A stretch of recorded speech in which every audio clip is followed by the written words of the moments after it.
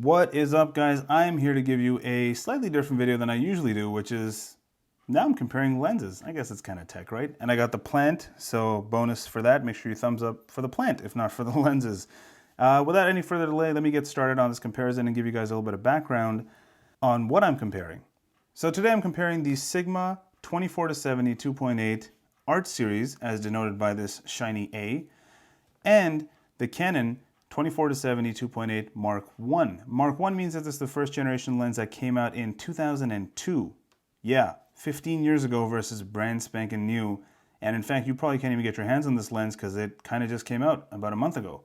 So yes, obviously it would make more sense to compare the Sigma with the Mark II, the more recent version of this lens, but I didn't do that because personally I was comparing these two for my purchase. One of my thought processes were that if I'm going to invest in a lens, I might as well get the best and keep it for the long term, and it'll be something that I'll consider a tool and it'll give me the most return on my investment. But then I thought, you know what, how bad could the first gen be? Turns out it's not that bad. And here's the first and biggest decider for me. The price on the Sigma is $2,100 in Canada, whereas the Canon I got off Kijiji for about half of that, almost 1,100 bucks. And in fact, it came in mint condition, has all of the original accessories. There was literally nothing for me to worry about. So let's get started with the first biggest difference that you'll notice is the build quality. They're very similar in terms of build, but the difference is the weight. I would say the Sigma is a solid 25 to 30% heavier than the Canon. This matters if you're a professional photographer and you have your camera with your flash on top and an extra battery pack on the bottom and your massive lens. You'll definitely feel this weight over this weight. I mean, they're both still heavy, don't get me wrong, but this will hurt your shoulder a lot more than this will. Additionally, you'll find that the diameter on the front is different for the two of them. The Sigma is a 82mm diameter, whereas the Canon is 77, I believe, which means that if you have any filters for this guy, they obviously won't work on this guy. So that's fun. Another difference you'll notice is that the focus ring on the Sigma is closer to the camera body than on the Canon. On the Canon, this is your zoom ring right here. So you use it to zoom in and out. And on the Sigma, you use this one here, which I can't do with two hands. Can I?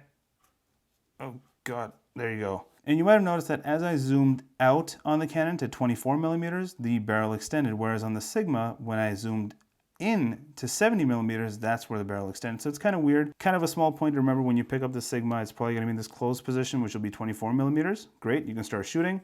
Whereas with the Canon, the minute you pick it up, it's more than likely going to be stored in this closed position, which is 70mm and not 24. So something to keep in mind when you pick up the lens, plug it in, and make sure you zoom out. The other main reason that you look at getting the Sigma is because it also has optical stabilization, which can be toggled on and off here. Here is your autofocus or manual focus control. Similarly with the Canon, you have that right here with AF and MF, and that's about it on the Canon. Now let's get into something that matters a little bit more, weather sealing. Now both of these have some sealing within the actual barrel itself, but you'll notice there's a gasket here on the Sigma, and you'll find the same gasket here on the Canon. So in fact, they are both pretty much weather sealed at the junction where the camera meets the lens. I still would recommend shooting with some sort of a plastic bag over your whole setup so that you don't damage anything, but you know, it's there in case you don't have that. Anyways, all of that stuff aside, let's get into what matters the most, the image quality produced by these two lenses. Now I have them both shooting on the Canon 6D. I use natural lighting outdoors and a couple of shots inside, as you'll see here. And I ran a blind test. Very simple. I showed these two images to people who don't even know how to hold an SLR or what the acronym stands for. And they all pretty much unanimously agreed that the Canon, the one on the right-hand side, is the image that they preferred. They found the colors to be a lot more natural. I pixel peeked with them. I zoomed in all the way to like 100% crop. And they all said that they find the Canon to be just as good as the Sigma in terms of sharpness. In terms of color reproduction, everybody felt that the Sigma produced slightly warm tones, and it seemed kind of not natural. So the Sigma is a wonderful piece of glass, but for my applications as a part-time photographer, hobbyist more than anything else, and mostly using it for videos on a tripod, the Mark I is more than sufficient, and I will be unfortunately returning this Sigma 24-70 2.8 Art. As beautiful as it seems, it's simply not worth it for me to spend almost double the money with the Sigma versus the Canon. So I will be returning this guy, And that's kind of been my experience. I thought I'd make a quick video for you guys to help you out. And that's kind of it for me. Make sure you guys leave it in the comment section below. Are you guys going to be buying the USM I, the USM II version of this?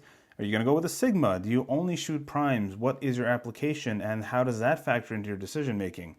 Anyways, hopefully you guys enjoyed the video. I know it's a little bit different content than what I usually do on my channel, which I'm trying to revive and keep going. So make sure you guys give me a thumbs up. If not for the lenses, then for the plant, because that seems to be the latest craze in tech. Next, I'll get some cool binders with different colors like MKBHD does. But thank you guys so much for watching, and I will see you in the next one.